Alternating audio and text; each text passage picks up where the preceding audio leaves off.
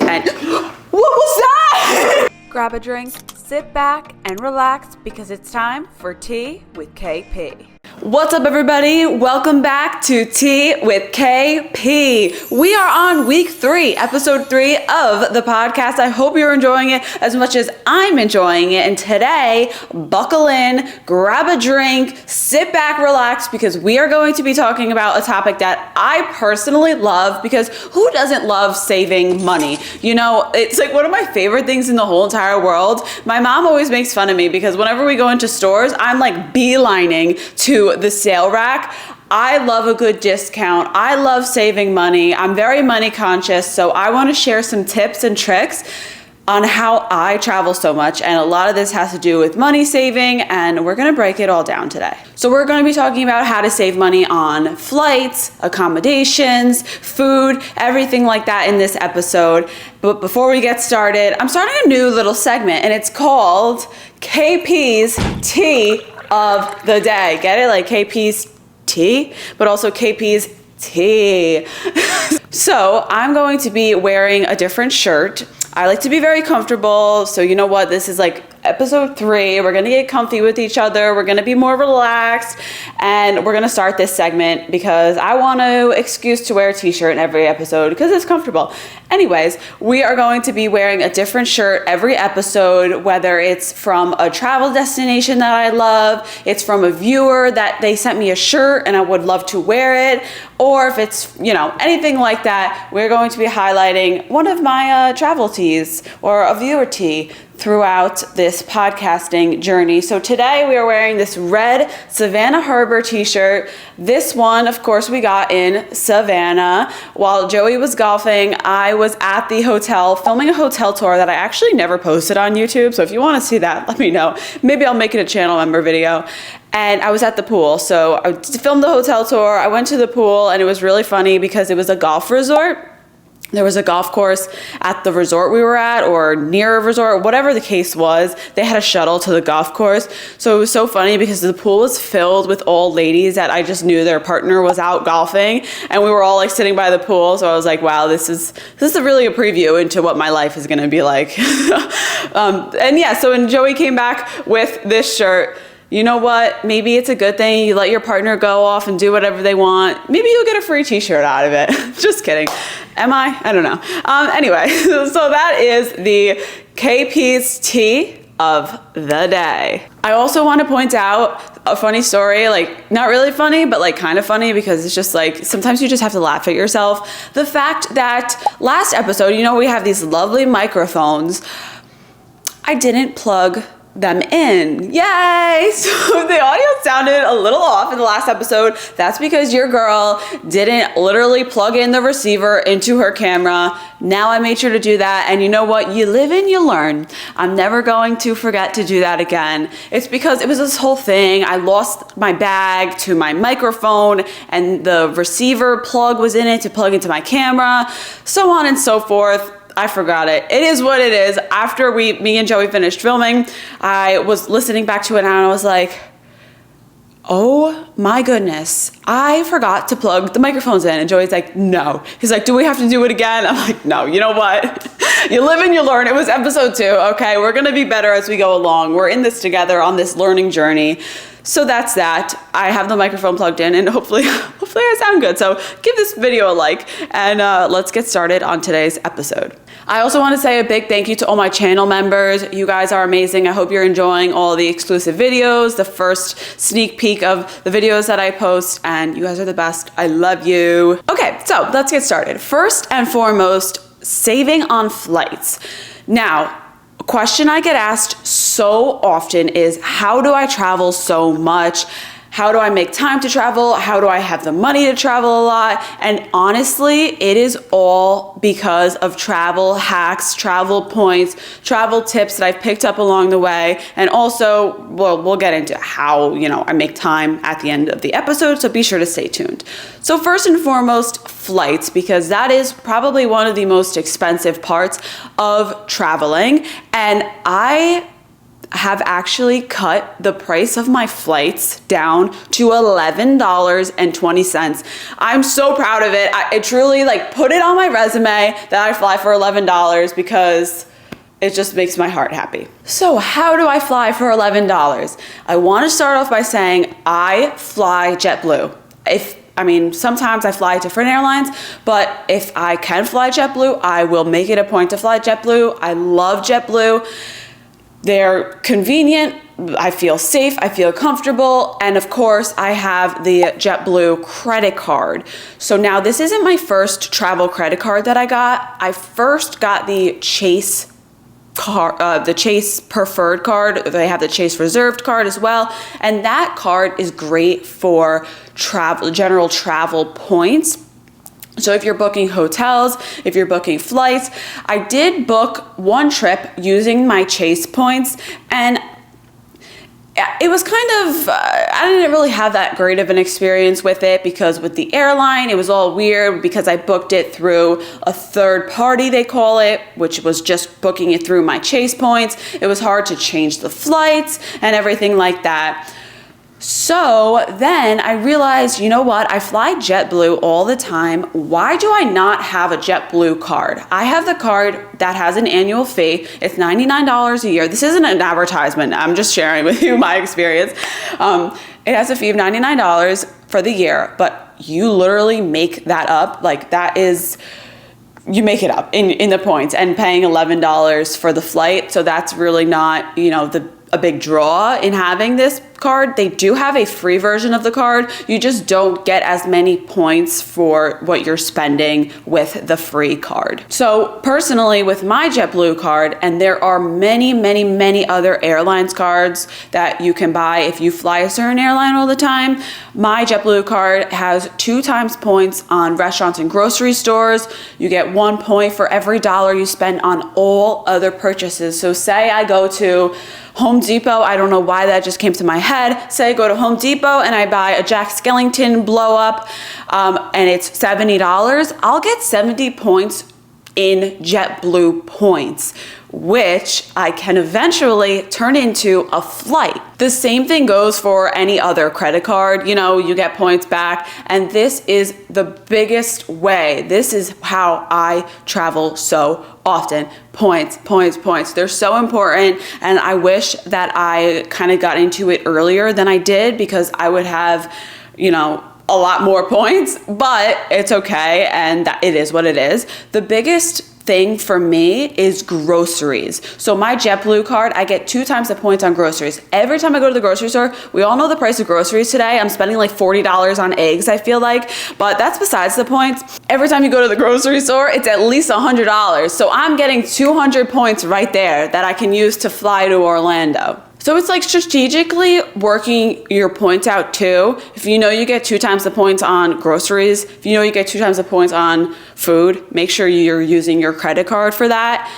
The Chase card is great too. If you're not always flying the same airline or you want to book hotels with your points, that Chase card, American Express, Capital One, they all have different options, and you'll have a different experience with each of them. My personal favorite experience that I've had with any credit card is that JetBlue card. Of course, with any credit card, you'll have to pay off your balance to avoid debt.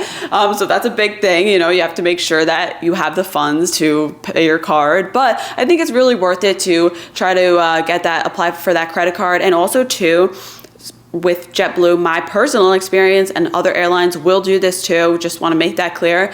They do bonus offers every now and then. So every time I'm on a JetBlue flight, they'll always say at the end of the flight, we're passing through the cabin now with a pamphlet on the JetBlue card, and now you'll have a bonus of 80,000 points. So that's when I signed up. I signed up and I got a bonus of 80,000 points, and that was like 2 flights right there for me personally. So that was, the icing on the cake of signing up for this JetBlue card. The JetBlue card also has different perks. Like if you have a certain amount of tiles, which are just like accumulation of points, you get, say, priority boarding. You get to board in group B. You get a free drink. You can choose 5,000 bonus points, whatever you want. And if you have 50 tiles, you are a Mosaic member. So this year is my first year of being a Mosaic member, and that is because I earned 50 tiles in 2023. So now for 2024, I'm enjoying all the perks of being a Mosaic JetBlue member, which means dedicated phone line support, the biggest thing that I've personally taken advantage of many times already this year. You get a free checked bag. I think you get like a few free checked bags, honestly. You get group A boarding. You can switch to the even more space seats when you board. And you know what? You don't need that, right? Like, I don't need any of this, but it is nice. And that's just a perk of using my JetBlue card. Now, in order to reach Mosaic status, you don't have to fly 50 times in the year. If you use that card on groceries, on gas, on whatever, you can reach Mosaic status too. Again, this is all my personal preference. This isn't promoted by anyone or sponsored or anything like that, but this is what works for me. And the reason why I'm able to fly so often, for literally some flights I get for $11, is with this JetBlue card. So I have to share it because, you could do that too if you accumulate your points. And I think it's really, really great. I wish I knew it sooner, like I said before. So that's why I thought it was really cool to share with you all in case you aren't aware, and maybe you can start working on your point accumulation too. I will say the one thing about the JetBlue points that I've experienced that's kind of like meh in the whole system is that when you do book flights with your JetBlue points, they make it a little difficult to change your flight or cancel your flight. So on the JetBlue app, if you book your flight with points, they make you cancel the whole booking rather than being able to just modify it, which is like a little annoying. But with that Mosaic perk that I have of dedicated support line, I just did this the other day. I had to change one of my flights. I booked with points, and on the website, they told me that I had to cancel my whole entire booking. I called up the Mosaic line, and she was able to just cancel the return trip home, which I needed, and I was able to rebook. So the support line, I waited 10 minutes maybe, not bad at all, dedicated support, and I love it. It's helpful for me. Okay, so moving on to some more general airline flying tips and tricks. And I do want to stress, this works for me. This might not work for you. This works for me in my lifestyle. But since I do get this question so often, I just wanted to share my experience and how I do it. If you're flying on any airline, of course, having flexible travel days makes planning a trip easier. So, of course, that's not always feasible. If you have a strict, I have to leave on this day, I have to come home on this day. That being said, weekends are always going to be more expensive time. I always look for flights in incognito mode on Google Chrome. I have experienced this where I'll be looking for a flight. This just happened. I just booked a trip me and Joey are going on in October. I was looking at the flights. I refreshed the page to change the date or whatever, and then I went back to the original flight that I had, and the price went up literally in 5 minutes. It's so frustrating, but that's what these airlines do. So I'm always, I don't know, maybe I'm a little paranoid, but I'm always like, okay, I'm waiting until the last, I know for sure I'm going on this day, I want this flight, and this flight, I want this flight, to look and book right away, because sometimes you'll go back into that page and the prices will be so much more, and there's really nothing you can do about it. I always look in incognito mode just to try to prevent that if I can. Incognito mode, I'll put in a little video of how to turn it on for Google Chrome. If you have Google Chrome, you go to File, incognito mode, new window on incognito mode, and it's supposed to not like track your history or anything like that. If it actually works, that's another story for another day. Who knows? But it makes me feel better, okay?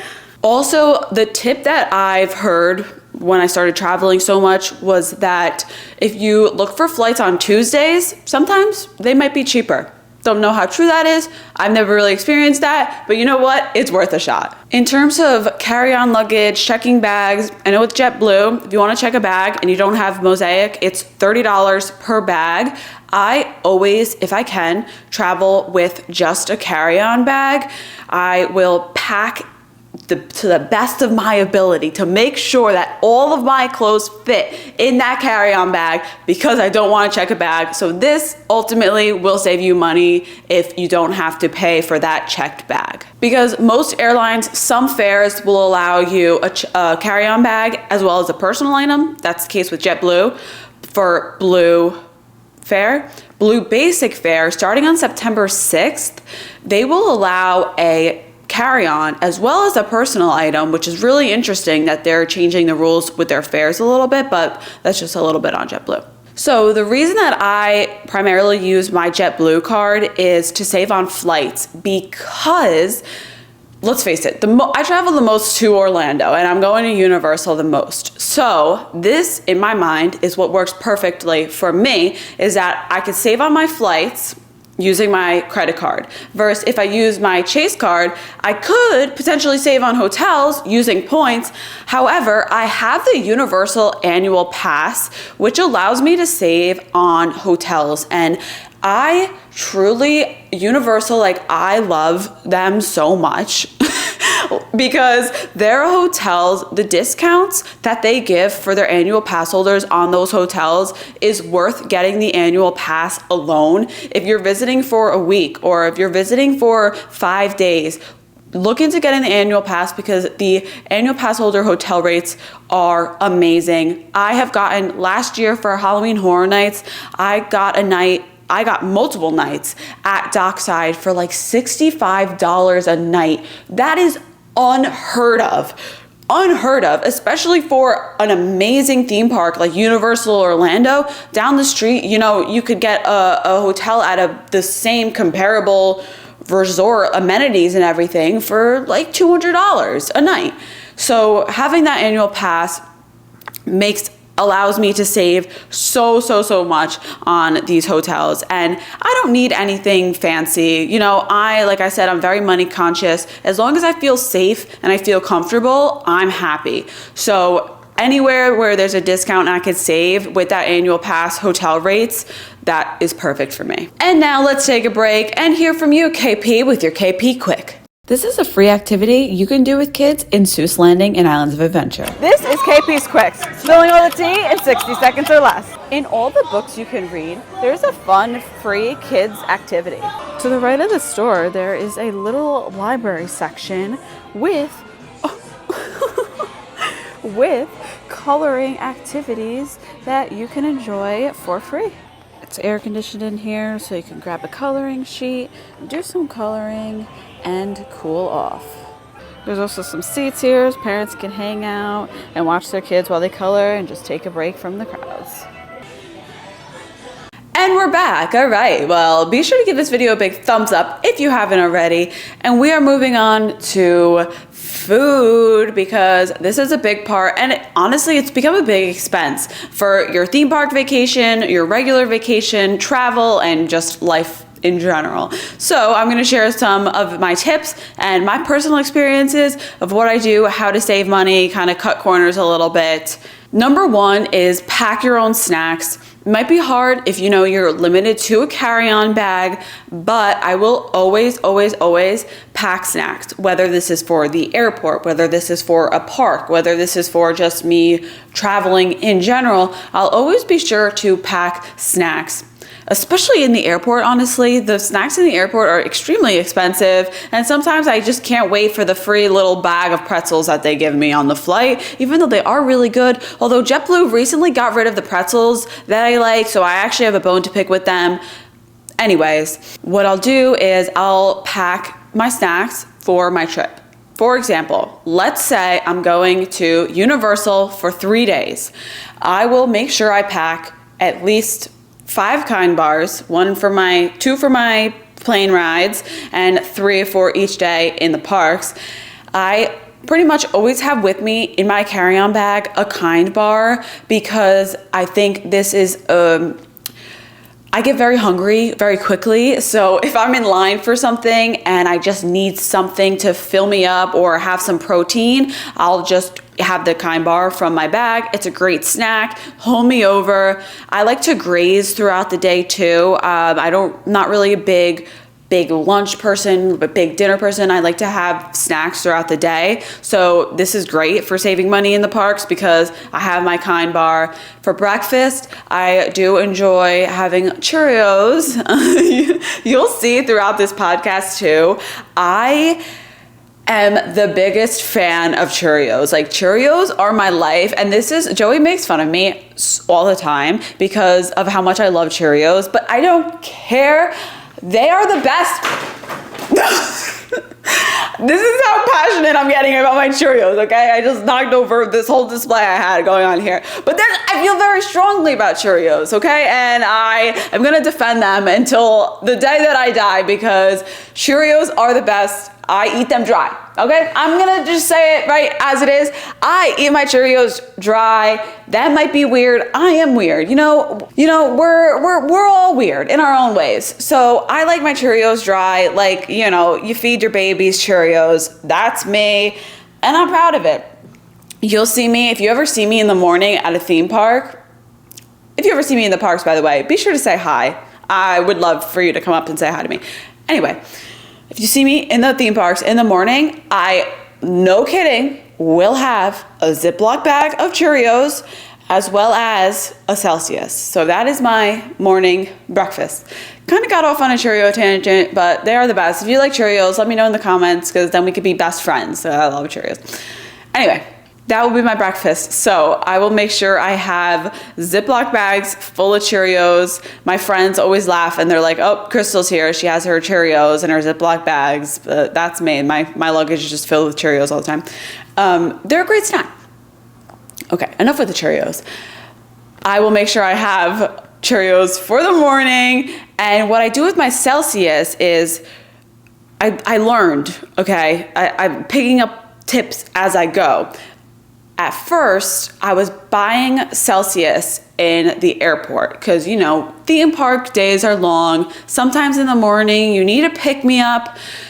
So I would buy them when I got to the airport, bring them on the flight, so on and so forth. But the airport prices, I'm paying like $6 per can. I can't be doing that. That's too expensive for me. So if you're staying at Endless Summer, Surfside, or Dockside in Universal, for example, you walk across the street to Walgreens, they have Celsius, they have Cheerios, they have a bunch of little grocery items if you forget anything or if you want to buy them at a normal price. It's Walgreens. If you are staying at a hotel that doesn't have a Walgreens across the street or 7-Eleven or any grocery store across the street, you can use Postmates, Uber Eats, any of those delivery apps. So this is what I started doing. Either if I'm staying at the Endless Summer Resorts, I'll walk over to Walgreens and what was that? Was that a bird? Oh my God. Oh. A bird just absolutely rammed into my window. That gave me a fright. Okay, let's go to a theme park news break because I almost just passed out because that scared me so much.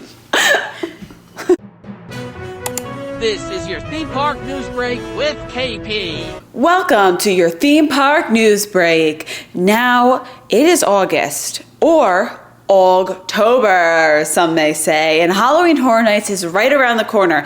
So at this point in time, we officially have all haunted houses and all scare zones confirmed for Halloween Horror Nights 2024 at Universal Orlando. I couldn't be more excited. So let's go over the 10 houses and the 5 scare zones that we have confirmed. Number 1 is A Quiet Place. Make a sound and you won't last long. Monstrous creatures will haunt you down as the world of the first 2 films comes to terrifying life. Next, we have Ghostbusters Frozen Empire. An ancient artifact has released a chilling new entity, and he'll stop you cold. Only the Ghostbusters can keep you from getting iced.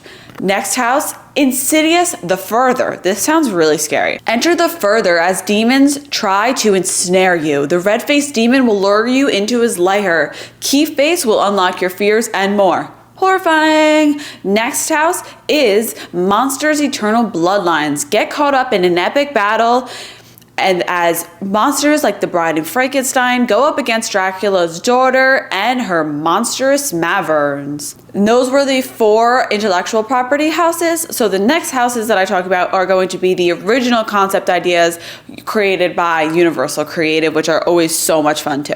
Monstrous, the monsters of Latin America. With La Morte as your guide, try to survive the night with 3 terrifying legends. Another house we have is Slaughter Cinema 2. I'm really excited for this one. I think this one, and there's another one that like might be my favorites. Slaughter Cinema 2 is, it's time for another horror movie marathon at the Cary Drive-In. Scream through the scenes from creature features, grindhouse gore, and more.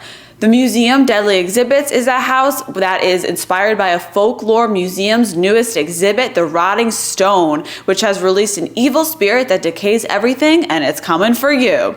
This is another one that's probably like my top 2 that I'm most excited for. Major Sweets Candy Factory. You're chaperoning a field trip to a candy factory when the free samples transform the kids into candy-coated killers. Fun. Goblin's Feast. Enter a goblin's village where a feast is being prepared for goblins, hobgoblins, and witches, and you're the main course. The last house we have, the 10th house, is Triplets of Terror. This also sounds absolutely horrifying. You're invited to the Barmy triplets' birthday celebration, but their kind of party involves recreating the murders of their entire family.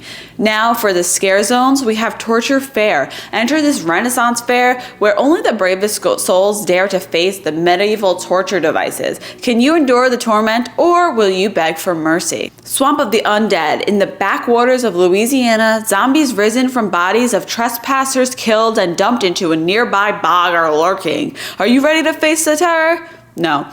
Next is Duality of Fear. As soon as you enter Halloween Horror Nights, you must choose between 2 paths, the horror of sinister or the terror of surreal. Demon Queens, 4 merciless queens loyal to surreal, haunt this otherworldly hellscape ripped from the darkest corners of the mind. Last but not least, we have Enter the Blumhouse. This is going to be filled with Blumhouse characters from The Grabber to Megan dancing into your nightmares. This will be a new kind of horror. Let me know in the comments if you're going to Halloween Horror Nights this year, and stay tuned because next week we are going to have a full Halloween Horror Nights episode. Whether this is your first time going, you're considering going, this is your millionth time going, we will be covering everything you need to know for Halloween Horror Nights in 2024, and I can't wait. 'Tis the season to be scary. Fa la la la. Okay. Yeah. So get ready for that episode. That was your theme park news break. Back to you, KP, in the studio for Tea with KP. I hope you enjoyed that news break. I have collected myself after that bird tried to, on my window right here. That was a little disturbing. But good news is, I think he's okay. I don't see any birds down below, and we're good to move along. Thank you so much to that bird. As I was saying before we were interrupted, what I will do now is when I get to my hotel, I will order Postmates. And with this, I will get a case of water. And if I need anything else, like, maybe I'll grab some Celsius, maybe I'll grab some snacks for the room. It's not super cheap, right? Because you are paying delivery, you're paying a tip, of course, for the service, but it is, I found it to be cheaper than, of course, buying water bottles every single day in the park. I also have the collapsible water bottle, which is great to fill up, but sometimes it's nice just to have a few water bottles in the room. And again, this is what works for me. You might have a bigger family, and it'll be more costly. I'm usually traveling with 2 or 3 people. So this is why it's beneficial for me to order Postmates. And you can do savings, like if you have Uber One account, you'll save on delivery. There are ways to, kind of hack like that. And with your credit card too, be sure to check. Some credit cards offer promotions on Uber, Lyft. Maybe they do it on Postmates where you can get double the points if you use a certain delivery service. So be sure to check that out based on what credit card you have. This is also something that I do to save money for just life in general, not even just travel, but it does apply to travel, especially in the parks. I feel like you're always getting receipts.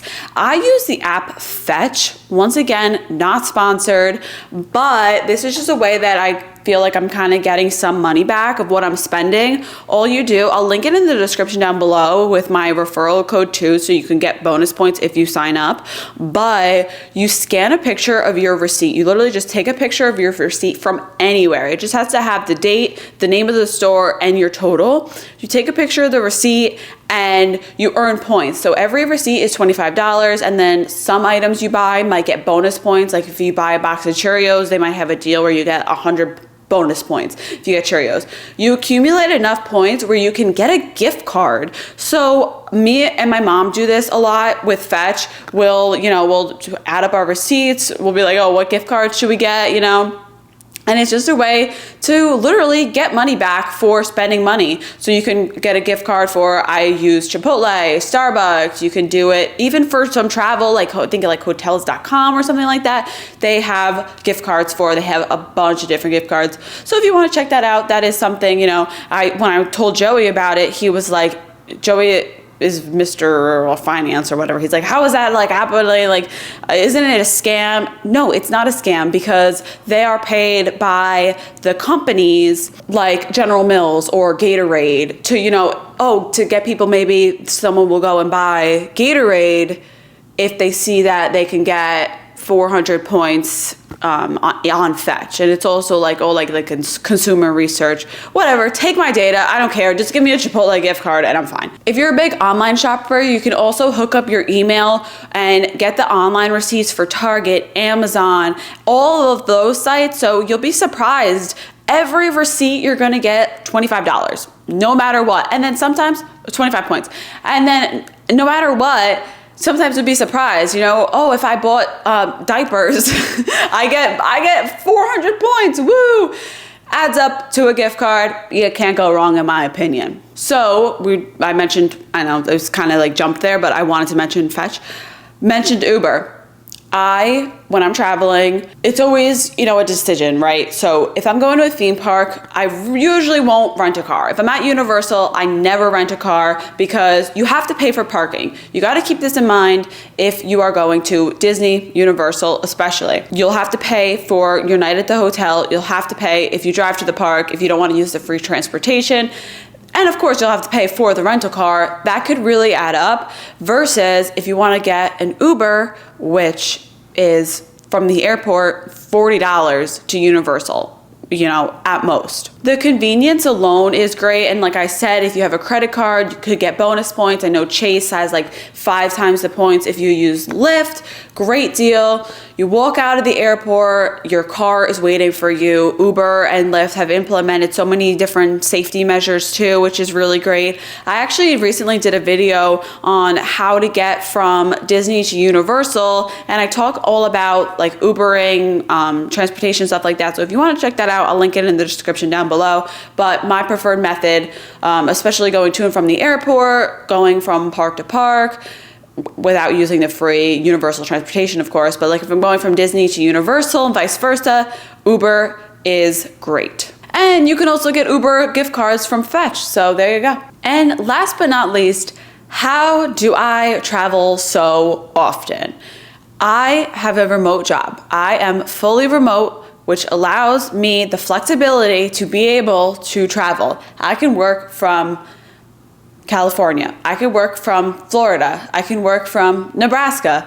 Log on my computer, and that's it. Just having a remote job, having that flexibility, something I am so grateful for, because it really just allows me to have, the flexibility to travel where I want to be in Orlando, to be in New York, to be anywhere, but also still, of course, get all my work done. Again, this is what I do that works for me. It might not work for everybody, but hopefully you can take away some things from this podcast that will help you when you're planning a trip, because who doesn't love to save money? Even if you're not planning a trip, even if you're just doing a day trip and you're driving to Hershey Park or you're driving anywhere, use Fetch. Use my little snack hack where you're just packing some snacks with you to get you through the day. You could save some money, bring some snacks into the park with you, anything like that. It really helps. You know, it may not seem like a lot, but it does add up. If you don't have to spend $6 or $9 now on a big pretzel,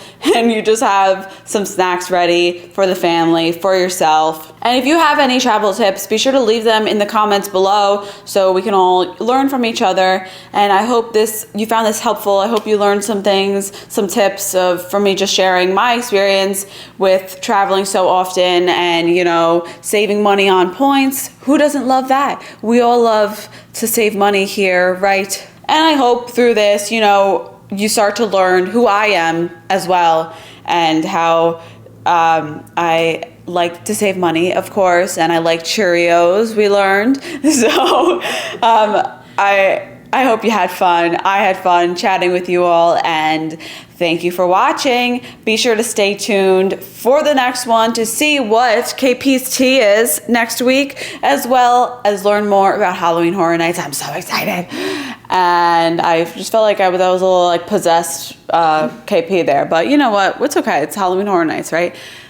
Thank you for watching. Be sure to give this video a like, subscribe, and I appreciate you all being here in the premiere. And if you're watching after, y'all are the best. So with that, I'll see you in the next one. Peace.